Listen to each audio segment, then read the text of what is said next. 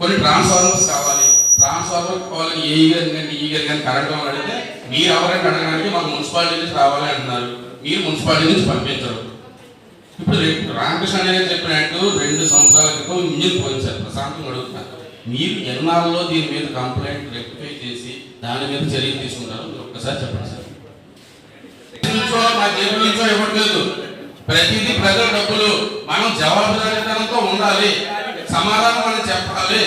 Sanitiser చెప్తారా, engineering department చెప్తారా, వీళ్ళందరికీ head of the department commissioner గారు చెప్తారా? ఎవరో ఒకరు జవాబుదారీతనంతో ఉండాల్సిందే. మాకు తెలియదు మీ వచ్చాను ఉందంటే ఏం వెళ్ళిపోయినా మొత్తం రికార్డ్ అప్ చెప్పే కదా వెళ్తారు. మీకు ఆయన వెళ్ళిపోయారు, నేను కొత్తగా వచ్చానడానికి లేదు. మీరు వచ్చినప్పుడు మీరు ఏ టైం వెహికల్స్ తీసుకున్నారు, ఇంజన్ ఉన్నాయా, ఏంటి ఉన్నాయి, టైర్లు ఉన్నాయని చూసుకోవాల్సిన బాధ్యత మీది. ఇప్పుడు బోర్డు కూడా చెప్పాలా? డిపార్ట్మెంట్లో కలిపి ఇప్పుడు వచ్చి ఒక గ్రూప్ ఏమైనా మెయింటైన్ చేశారు సార్? లేదు. ఒక గ్రూప్ మెయింటైన్ చేయండి సార్. నాకు అరగంట పని. ఒక ఎంప్లాయీ ఎవరిని కూర్చోబెట్టినా ఒక అరగంటలో గ్రూప్ క్రియేట్ అవుతుంది. మీరు ఏ ఇంటిమేషన్ ఇవ్వాలనుకున్నా ఎజెండాలో ఒక ట్రాక్టర్కి 2 లక్షలు అవుతుందంటే అది ఎందుకు అవుతుంది అది కూడా మీరు గ్రూప్లో పెట్టచ్చు. మీరు మాకేం బొట్టు పెట్టి చెప్పాల్సిన పని లేదు, మేము చూసుకుంటాం. కానీ ఈ 3.5 సంవత్సరాలుగా మీరు గ్రూప్ కూడా క్రియేట్ చేయలేకపోయారు. మిమ్మల్ని ఎవరు అడగలేకపోయారు. 14 ఇప్పుడు క్రియేట్ చేసిన రెండో విషయం మీరు మాత్రం ఆ ట్రాక్టర్ ఏమైందని తెలియాలి. మీకు టూగా రిటర్న్ గా కంప్లైంట్ ఇవ్వమంటే రాకేష్ సంఖ్య పెట్టిస్తాం. అదే ఇంజిన్ అంటే వచ్చేస్తా సార్ బయట. ఆ ఇంజిన్ ఏ టైంలో పోయింది, దానికి సంబంధించిన వ్యక్తులు ఎవరు, వాళ్ళ మీద మీరు ఏ చర్యలు తీసుకున్నారు, మెమో ఇచ్చేసి వాళ్ళ దగ్గర ఎక్స్ప్లెనేషన్ తీసుకోవడం కాదు సార్. ఒకరికి పనిష్మెంట్ పడాలి. దొంగతనం చేసినప్పుడు దొంగే సార్. నేను వాళ్ళు చెప్పారని నేను తీసుకున్నానంటే ఆడిది తప్పే, ఆ నాయకుడికి కూడా తప్పే. ఆడి చేయండి.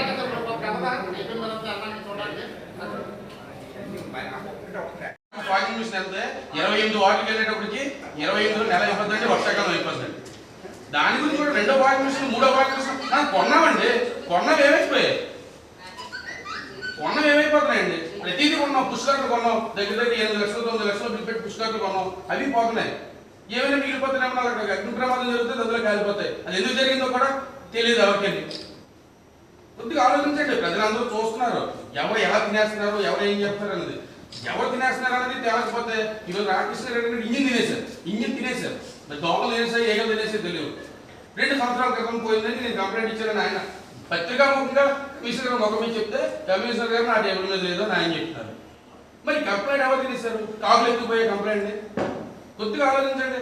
ఎంప్లాయీస్ కూడా ఏంటంటే అసలు మనం ఎందుకు వర్క్ చేస్తున్నాం, ఎందుకు వర్క్ చేయట్లేదు అన్నది లేదండి. ప్రజల కోసం చేస్తున్నాం. చేత కాకపోతే రాజీనామా చేసుకోవాలి. ఎంప్లాయీస్ అయితే సెలవు పెట్టేసుకోండి, ఇంకో ఎంప్లాయీ ఎవరు వస్తారు. మేమైతే రాజీనామా చేసుకోతాం. మీరు మాకు సెలవు లేవు కనుక ఎందుకు రోజు మీటింగ్ పెట్టుకుంటున్నాం. పని చేయించుకోలేనప్పుడు మనం ఎందుకంటే పదవిలో ఉండడం. మనం ఏంటి ఎక్కడ వాళ్ళు స్వర్గంలో తెచ్చిపెట్టి మాట్లాడదండి. సాధారణంగా లైట్లు శానిటేషన్ అడుగుతున్నాం. కొత్త రోడ్లు అడగట్లేదు, కొత్త రైళ్ళు అడగట్లేదు.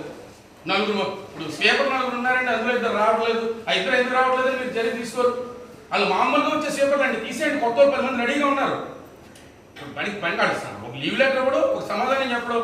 శానిటేషన్ ఉన్నట్టు సార్ స్వీపర్ 7 రోజుల నుంచి రాలేదు సార్. 7 రోజుల నుంచి రాకపోతే మీరు ఏం చర్యలు తీసుకుంటారు? అవ్వలేదు. వాళ్ళు ఏమో తిడతారు, కొడతారండి, భయమా? మీరు ప్రజలకు సమాధానం చెప్పాలి సార్. ఎవరికి సమాధానం చెప్పాల్సిన పని లేదు. స్వీపర్ రాలేదండి అంటారు, ఒకటే మాట. ఎందుకు రాడండి? ఎందుకు తీసుకున్న స్వీపర్ ఎందుకు రాడు? వర్క్కి ఏమైనా అడ్డు వస్తే మనకు చెప్పండి. మీకు ఏమైనా అడ్డుపడుతున్నారా? అవుతున్నా మీ పని మీద చేయడానికి ప్రాబ్లం ఏంటి సార్?